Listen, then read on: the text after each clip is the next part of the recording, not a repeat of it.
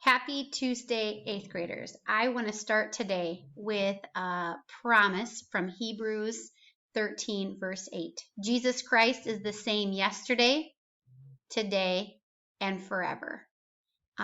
Maybe you're feeling the change and it's all kind of settling in and it's becoming real now about not being in school and worshiping at home on Sundays, and maybe your parents are home and your siblings are everywhere, and you hear about a lot of crazy things in the news that can be kind of scary, and you start to question and doubt and feel lonely, scared.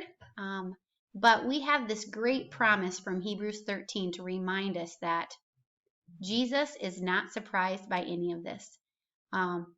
One of my worship leaders a couple weeks ago said how Jesus is seated at the right hand of the Father. He's not standing, he's not pacing. He's seated at the right hand of the Father. He has this under control, and he will not change.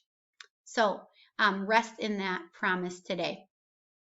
Yesterday, I hope you weren't too scared off by meeting my friend Farmer Wendy or President George Washington. Today, you might be even more scared. But I had to somehow give you a visual to go with today's story, because we normally would act this out. But in today's story, I want you to think about foreign affairs as a great big ocean, okay? And in that ocean, we're going to have the United States to be this big fish, okay? We're going to have Great Britain a part of this, and we are going to have France, okay? Well, what happens in 1793, Britain and France go to war. And they both want the United States on their side. Who wouldn't, right? Some Americans want to side with Great Britain. Some want to side with France. France says, please help us. Okay, send some volunteers to help us. And Washington's like, no, we're going to remain neutral. In fact, neither one of you can come into American ports. We're just going to stay totally out of it. Well, Great Britain responds by attacking American ships and impressing its soldiers. Impressment is when you take the sailors as prisoners.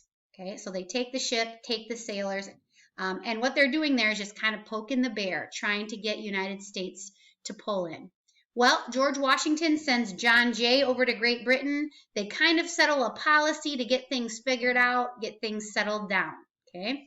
Well, our friend Spain sees the United States cozying up with Great Britain. They're like, oh, great.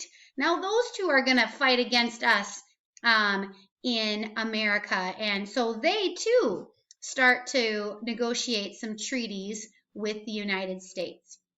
So that's what you're going to read about today. George Washington's plea to stay neutral, okay, not getting involved in foreign affairs. Great Britain's shot of poking the bear and using impressment on our ships and making a treaty with them. And then Spain also making a treaty with the United States. So today is all about foreign policy and foreign affair. So if you, when you are done watching this video, you will be able to go on to your assignment. Your assignment should be pretty self-explanatory, but I want to point out a couple of things. First of all, you're going to watch another clip from Discovery Education. I think it's about 3 minutes long. Make sure you're always using this login when you have a Discovery Education video. Don't use your Google login. And you're going to just fill in these video notes as you go.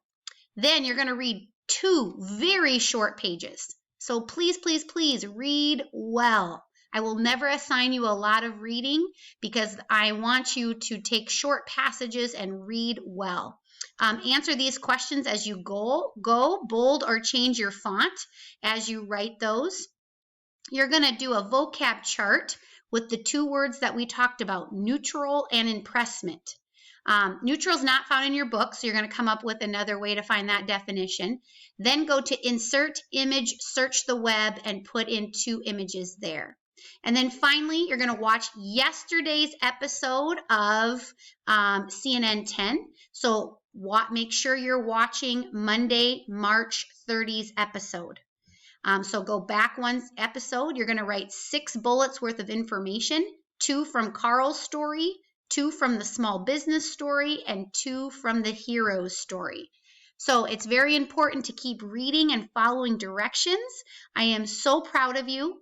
Keep up the great work. Make sure you hit submit when you're done. As always, email, text, or stop by a Google Meet if you have questions. Work hard, Chargers. So proud of you.